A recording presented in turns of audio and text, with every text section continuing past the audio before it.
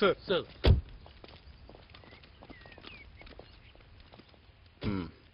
ఇదేనా? అవును సార్, దీంట్లో క్యాటరేజ్ దొరికింది. సార్ పక్కాగా ఇందులోనే ట్రావెల్ చేశారని తెలుస్తోంది సార్. కంటైనర్ ఎవరిది? నిన్న సాయంత్రం 6 గంటలకి ఈ కంటైనర్ దొంగతనం అయినట్టు కాచిగూడలో కేసు రిజిస్టర్ అయిందని తెలుసుకున్నాను sir. Good work, keep me posted. These people are damn good.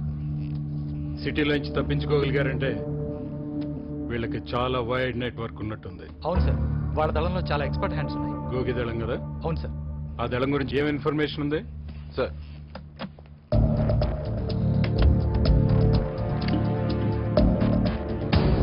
ఇతని పేరు గోపీనాథ్ అలియాస్ గోగి సార్. ఏజ్ 39. చదివింది ఎంఏ పొలిటికల్ సైన్స్. 29 ఏళ్ల వయసులో ఈ మూవ్మెంట్ లోకి అడుగుపెట్టాడు. 8 ఏళ్ళు రాచన దళంలో తిరిగాడు. ఆ తర్వాత రాచనకి ఇతనికి గొడవ వచ్చింది. ఉద్యమ సిద్ధాంతాలకు విరుద్ధంగా ప్రవర్తిస్తున్నాడని రాచన ఇతని దళం నుంచి వెలేశాడని అంటారు సార్. దాంతో తనే ఓ దళాన్ని ఫామ్ చేసుకున్నాడు. దాని పాపులారిటీ కోసమే ఈ కిడ్నాప్ ప్లాన్ చేసినట్టు తెలుస్తోంది సార్. వైలెన్స్ చేయడానికి ఏమాత్రం వెనకాడు. ఇతను కోసూరి విజయరామ్ అలియాస్ రామ్దాస్, గోగికి గురువు లాంటి వాడు. గోగిని ఈ ఉద్యమానికి పరిచయం చేసింది కూడా ఇతనే సార్. 1987లో ముదికొండ ఎన్కౌంటర్ లో మనకు దొరికిపోయాడు. 10 ఏళ్లు జైల్లో గడిపిన తర్వాత 1997లో బయటికి వచ్చాడు. మళ్ళీ ఈ అటాక్ ద్వారా మనకు కనిపించాడు. మనకున్న ఇన్ఫర్మేషన్ ప్రకారం ఈ అటాక్ లో చాలా తీవ్రంగా గాయపడ్డట్టు తెలుస్తోంది సార్. ఇతను Surendra alias Ganesh, Gogi cousin. Post graduation చేశాడు. ఇతను మంచి ఆర్గనైజింగ్ స్కిల్స్ ఉన్నాయి. ఇతను గోగికి most trusted lieutenant. Mallayya alias Nagu. ఇతనిది ఖమ్మం జిల్లా, పేద రైతు. తంబలగూడలో భూస్వాముల మీద జరిగిన తిరుగుబాటుకి ఇతనే నాయకత్వం వహించాడు సార్. ఆ దాడిలో ఇతని భార్య, పెద్ద కొడుకు చనిపోయారు. చిన్న కొడుకుతో అడవుల్లోకి పారిపోయాడు. ఇప్పుడు ఈ దళంతో కనిపించాడు సార్. ఇతను Ramakrishna alias Hari. Very interesting character sir.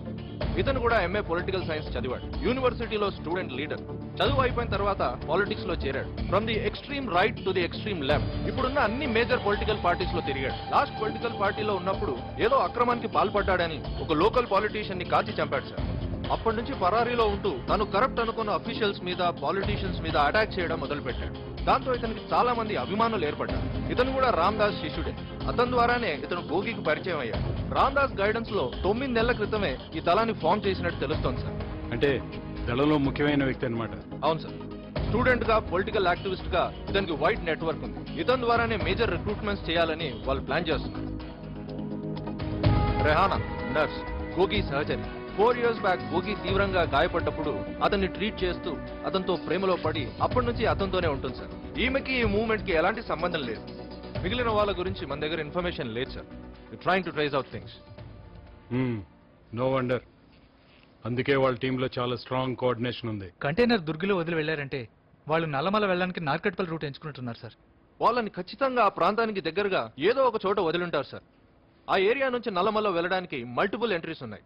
మన వాళ్ళు అక్కడ కోంబింగ్ చేస్తున్నారు. We can rescue the journalist sir. Sir వాళ్ళు తప్పించుకోవడానికే జర్నలిస్ట్ను హాస్టేజ్ గా తీసుకున్నారు కాబట్టి అతన్ని ఖచ్చితంగా వదిలేయచ్చు. నో ఆఫీసర్, గోగి గురించి విన్న తర్వాత